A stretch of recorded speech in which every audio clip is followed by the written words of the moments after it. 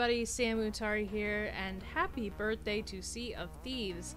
It has taken me so long to make a Sea of Thieves video, and this is because it always came down to whether the video should be educational on what the game is, or whether I should make a video about my personal experiences. But with it being Sea of Thieves' birthday and all, I finally thought, why not have both? It's still really crazy to me because Sea of Thieves was one of those games that was being talked about everywhere, but was just shrouded in so much mystery. My Twitter was always buzzing with people playing the beta every chance they got. Meanwhile, all the rest of us were wondering what this game was, you know, if not just another pirate game. And what I can say is that a year ago, the release of Sea of Thieves was controversial and mixed at best. Those that played through the alpha and beta felt that the release had a lack of new content to warrant more of their time, and those picking up the game for the first time often found themselves either overwhelmed or underwhelmed, depending on those first few experiences out on the seas. But one thing was always for sure, there's always that one thing that stood firm, and that is that Sea of Thieves is gorgeous. Rare brought it back with an amazing mixture of their unique character designs mixed with beautiful realism. Scenic sunsets, brilliant night skies, golden sand, and the most beautiful rolling waves you will ever see in your life. Whether the first time or the 100th time, or even a year later in this case, this game was and always has been breathtaking. So one of the conflicts that have always been in the Sea of Thieves upon release was the inclusion of a story. There were questions of, what is this world, and why are we here? And while it may not have always been obvious, a story has always been in Sea of Thieves. And the beauty of this story is that it's never been stagnant. The story of this world is very much alive. After Sea of Thieves was released, it was not very long until we got our first free DLC with the Hungering Deep. And this confirmed so many things that had been going around the community, so many theories about a world where ancients and massive threats once roamed. And suddenly those rock paintings, you know, those carved statues and the hidden altars, the uncharted islands, those took on a much bigger meaning as we followed the path set out by Merrick. He recounted a song that he created from ancient lines, which ended up summoning the Hungering One and destroying his ship and killing his crew, and it was amazing.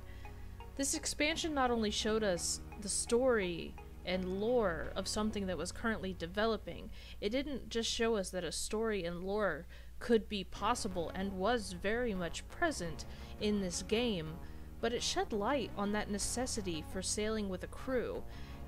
Because you could play solo, but it really showed that a good crew was needed to fully experience this game, and it showed that not only was there the threat of rival crews always looming on that horizon, but it offered us a glance at the other side of that coin, which was cooperation. Now there was a choice in how you wanted to play. Was it power and gold that you desired? Or did you want a legendary tale in defeating mythical beasts with others? It was the fight with the Hungering One, the journals, the drums, the lore, the camaraderie that really pulled me into this world, and it confirmed that this was going to be the game for me. And the best part about the Hungering Deep was that it was just the beginning. We have crossed the seas to challenge the Bilge Rats in all of their crazy and daring challenges. We have seen the effects of these people that are quote-unquote saved by the merfolk, and the transformation into something edging on the brink of mysterious and maybe possibly evil. We have battled to save the outposts against the threat of skeleton ships, and we have watched the transformation of a well-known NPC into the dreaded Captain Warsmith. We have learned the secret behind cursed cannonballs. We have even celebrated death with the Festival of the Damned. We've actually gone to new parts of the map that had been protected by the Shroud and faced against volcanoes while trying to find the trail of a crew that went missing. All of this has happened in a year.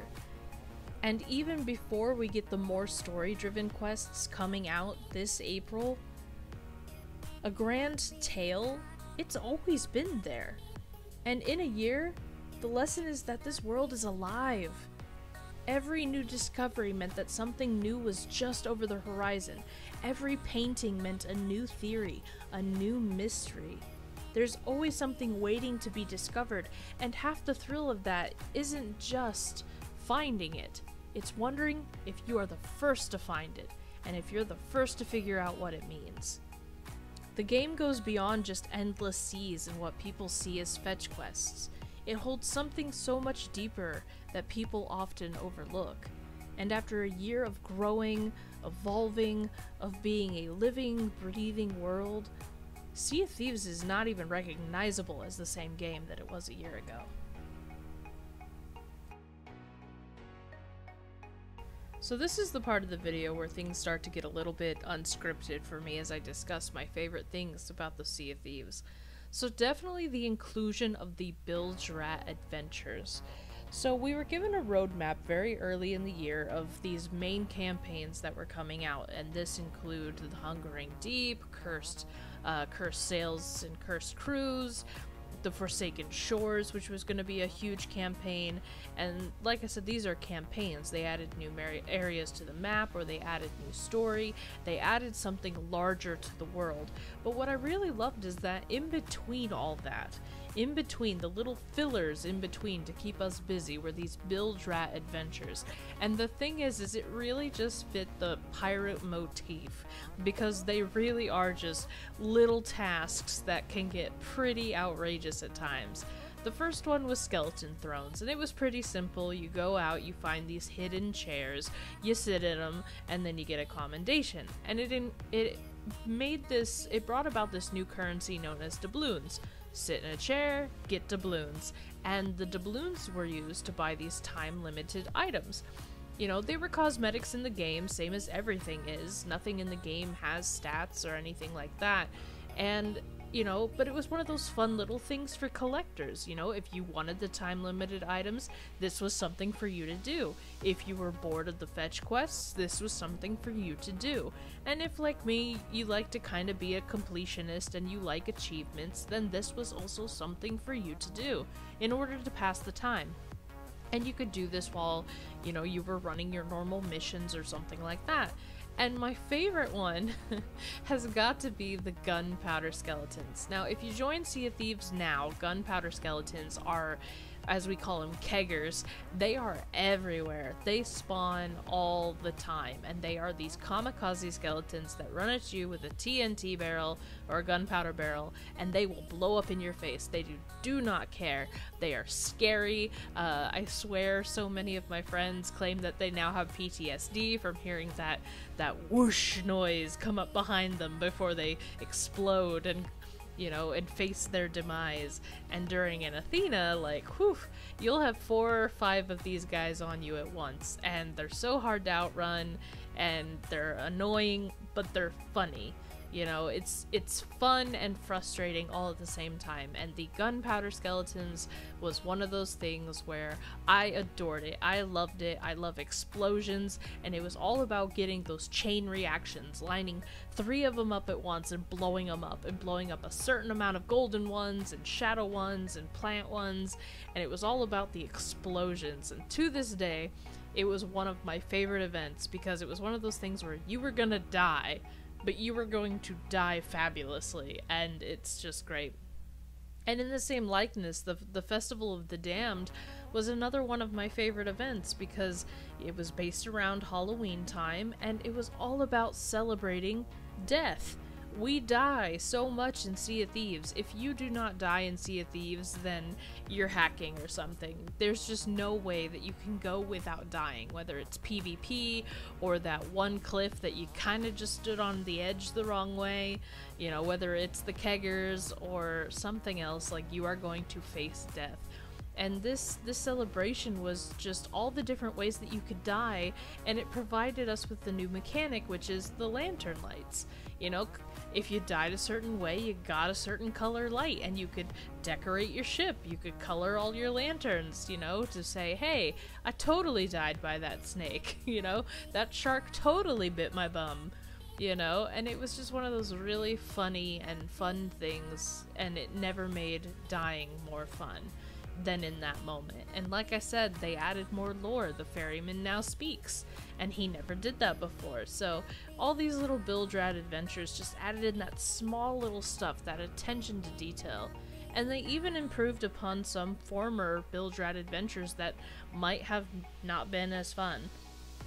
The Sunken Curse had you going around destroying mermaid statues, sapphire, emerald, and ruby ones. And while it was okay, I would have rather have seen real mermaids, but the mermaid statues, destroying them was fine, but it was just so underwhelming. It really seemed like there was no purpose. But then later on, they brought back the statues after removing them for some time, and now they provide gems, and these gems can be turned into any of the trading companies. It can be turned into merchants, gold hoarders, or Order of Souls, so it actually gives you reputation and gold. So they took a mechanic that was in the game that was kind of meh and pretty boring at first, and now it has a purpose, and now it's actually a treat to see these statues, and there's actually a reason to go out and destroy them if you just want that little extra reputation, or if you want that little extra gold. Another one of my favorite moments has got to be when I fought the Kraken for the first time and actually won. The Kraken's one of those looming threats that has a very rare spawn, like, time and chance percentage, and when it spawns, it's usually at the most inconvenient time. It's when you have that boatload of treasure that you just want to turn in, it's right after you just took over that fort, or it's right after you sunk that galleon and took all their loot. Like, the Kraken never appears when you want it to, but at the same time it offers such the reward of defeating it for how difficult it was. And even now, like, I look back on my first time facing the Kraken and just the adrenaline rushing through me as the water turned oily black and all these tentacles came up out of the water. And this is back when the Kraken was easier to defeat, and now they've increased the difficulty. Not only have they increased the difficulty, but they've made it so that it now shows up for sloops and for brigantines, and the tentacles drop loot, and the Kraken even has a new attack. So even though the Kraken still spawns, it still has that rare spawn percentage. Now whenever you face it, it really is that threatening. And what's great about it is that not only is it amazingly challenging and it really is threatening, you know, they added in the reward that everybody wanted. So again, this was rare, listening to their fan base, listening to their community who said, we want the Kraken to drop loot. We want commendations for killing the Kraken, and they delivered. So you get the loot, you get the commendations, there's even ship cosmetics that coincide with how many times you've killed the Kraken and the titles that you've gotten for killing the Kraken. And so not only is one of my favorite moments defeating the Kraken for that first time on a galleon back when it was the old Kraken, but then there's that moment of having lost to the Kraken so many times once they increased its power, and then finally getting that sweet victory and defeating that Kraken once it dropped loot and once it was like the biggest threat on the seas. I'll admit that if I were to make a list of all my favorite things, this video would be way too long because there is so much I love about this game and there's just so much to put into it, but I have to say that the biggest thing that is my favorite thing, outside of becoming Pirate Legend of course, is that I have met some of the best people I have ever known gaming-wise in Sea of Thieves. The reason why it blows my mind that I was even ever into a game like this is that I do not play multiplayer games. I don't play FPS, I don't do well with PvP, I don't play things like League of Legends or Apex or Fortnite. I just do not do well in competitive settings, and so Sea of Thieves, while the universe, the fantasy and pirate mix was something I was totally into, just the amount of skill that it took and the amount of cooperation with other people. I am very much a solo player, I always have been, and so this really just did not seem like my cup of tea. But I have met some of the most amazing people through Sea of Thieves just by using the random looking for group. You know, these weren't necessarily people I knew before. I've played with people I know in real life. I am lucky enough that my wife sails with me at times, and she is one of the best people to steer a galleon you could ever ask for. I played with friends that I knew from my wife's workplace, and they've been great. They're always fun. They all have their own set of skills. You know, for a while I had a permanent crew with some of those people. And when that didn't work out per se, due to schedules and other things, you know, I started looking through the random group finders, and it was scary. It was a very scary experience, and we all have those bad crews. We all have those bad crews that, you know, we don't get along with people, or they're not cooperating, or the mixture between professional and newbie is just not blending very well. You know, you're always gonna have those bad days on the seas. You know, some days is really lucky, and some days are just really terrible, and it makes you want to put down the controller for a few days. But ultimately, I have met just some amazing people. Forsaken Shores led me to meet my friend Mika, whom I ended up sailing with him on his quest to get Athena 10. He taught me everything there was to know about being a pirate legend. He introduced me to some PvP techniques, he taught me some awesome ship techniques, and he's the only reason I feel totally comfortable sailing into the Devil's Roar, because he guided me through that whole process, and we ended up getting our commendations together. Almond and Doc, there's some other people that I met. You know, we were having these toxic people chase the wife and I across the map because they got salty, because they tried attacking us and lost. And so we were sailing between two outposts, just trickle selling everything, and eventually we told these people that we saw on the island, you know, beware of the people behind us, they're not very nice. And they helped us defeat these pirates, and then after that we became really good friends, and we ended up having an amazing adventure together. We may not sail together often, but that was an experience I'm gonna remember forever. Through my friend Mika, I've met so many awesome people, and especially Beebs. So now my main crew usually consists of Mika and Beebs, myself, my wife, you know, and these are people that I truly do cherish. I cherish our moments together. I cherish sailing with them because it's always an adventure, good or bad. It's always something that I take to heart, that these people are my friends, and they are my friends because of Sea of Thieves. And Sea of Thieves also led me to the Sea of Thieves Amino. Amino being a forum for specific hobbies, and I'm a curator there now. And I ended up, you know, sailing on the Amino staff galleon, and that was hilarious. I have never laughed so hard, I don't think. You know, meeting these people, like hearing them for the first time, and just having this adventure with them. And it was just so funny, it was just so hilarious. We didn't really accomplish too much because we were too busy laughing and goofing off, but that's the beauty of it, is that there's not always that thing to accomplish. There's not always that goal to set. Sometimes it's just you and the seas and just the fun that you create with your friends. And I think all of that while grinding towards Pirate Legend, towards that goal of becoming Pirate Legend. Like, I think that that is the true magic and the true beauty that is Sea of Thieves. And only really briefly am I actually going to go over things that I just don't like about Sea of Thieves, because like I said, those are minimal and I don't want to go over the negatives, because the developers have been working hard to fix the things that were underwhelming or didn't really seem like they had a purpose.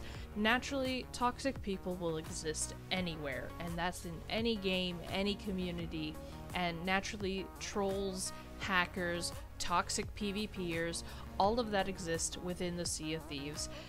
Some people think that pirate legends are toxic. Me, I'm a pirate legend, and I actually detest that people think that all pirate legends are toxic. I worked so hard to get to pirate legend, and one thing I hate is when someone automatically attacks me just because I'm a legend, you know, and it's not even because they think I have an Athena, it's because they think that I'm automatically going to kill them and steal their stuff. Because unfortunately there has been a lack of content for Pirate Legends, and for people playing since the beta, a lot of people reached Pirate Legend within the first month, 2 months of playing the game. I of course took it a bit slower, so I only reached Pirate Legend just really early this year, because I set that goal for myself, to kind of stretch it out and take my time to learn things and to build up my skills. You know, but there are those bored pirate legends that go out and they do nothing but PvP, but the problem with that is that you can't say that they're necessarily toxic. 1, they're bored. 2, PvP is part of the game. It is forced upon you. Now granted, do I feel like this should be optional? Well, I kinda have mixed feelings about it. I like the fact that there's always the threat of other pirates. I think that that really shows that you need a good crew that cooperates well with you and understands what's important. They'll tell you when they see a ship, they know when to leave because they see a ship, they know when it's okay to lose some treasure, they know when it's okay to trickle sell. Like, that is key for me. But at the same time, there are days where I just want to sail and have fun. And because some of these events have been PvP based, there are weeks at a time I won't log into the game because I know that the servers are going to be full of nothing but ship hunters. I actually quit during the Cursed Sails event when the skeleton ships came out because they had introduced alliances. And while alliances were a great thing in theory, and Rare was ranting and raving about how, you know, this was now Sea of Friends and we were all going to help each other, I knew that alliances were going to be a tool that was used by those, you know, PvPers to actually gain the trust of people and steal their loot and sink their ships. Because when you're in an alliance, unfortunately, you are still open to fire from other ships in your alliance. So if I'm in an alliance with my friend and he decides he wants to kill me and sink my ship, he can totally do that. And sure enough, there were people that abused the system so heavily that I couldn't defeat the skeleton fleets. I was always losing my loot, and when you're on that constant losing streak, it just gets depressing and it makes you just want to not play the game for a while. So I did get a bit salty, I did rage quit for a little while. There are those toxic people that sit there and call you names and will sit there and harass you and chase you across the map. Like, these people do exist. Same as I wasn't really happy when the Brigantine came out. You know, I had always been sailing with a 3-man crew, we were doing a 3-man galleon, and naturally, while the galleon is a great ship when you are doing it with 3 people, even if you're really good at doing it, it can get overwhelming, as in you definitely have a disadvantage doing a 3-man galleon versus doing the 4-man galleon. So when the Brigantine was announced, I was actually really excited, and I thought, you know, with my crew at the time, we would be totally unstoppable. But all it really showed me was that the Brigantine was not the ship I thought it was going to be. It definitely did not fit my playstyle, and then it kind of just showed me that the crew that I had at the time was not that great of a crew. We did not work together as well as I thought we did. There were too many chiefs and not enough Indians, and ultimately I disbanded that crew of my own volition, and I never looked back. And it was the smartest decision I ever made in the game because I've had so much more fulfillment and fun playing it since, but I've never had the heart to really tell the other people in that crew why I just do not play with them anymore. And it is literally because we just did not work well together as a team. There was no team, and it was just a failure. So there was those moments in Sea of Thieves that I did not like. Those would go into my least favorite category, but outside of those moments, which are very few and far in between, I have never had a bad moment with this game. So I guess what I'm saying that in conclusion, and as a longtime fan of Rare, I have never seen developers listen and put all of their love into a game like the staff at Rare has done. This stunning, living, breathing universe is just saturated in their hard work, dedication, and love for their fans and community, and it really shows. This isn't No Man's Sea. This isn't Sea of Thieves with absolutely no content. This is not a fetch quest. This is not the same game you thought you knew. This is not the same game that was released a year ago. And the fact that they continue to gift us, the players, for showing our love and dedication, that they gift that love and dedication right back and give us things like these new legend items that we got just for reaching Pirate Legend before the first year, the birthday cannons, just everything that they've done for us as far as mini events and just everything. Just that love and that support, those constant developer updates, just everything. All of that. Because of that, I know that this is a game that's gonna live on forever as one of the best. So I just have to say, thank you Rare for something truly legendary. Thank you for something that's gonna live on as one of my favorite games of all time. And I guess in the end, all I can say is, be more pirate and happy birthday, Sea of Thieves. Thank you guys so much for watching, and I hope you join me in the next video. Ciao, you guys.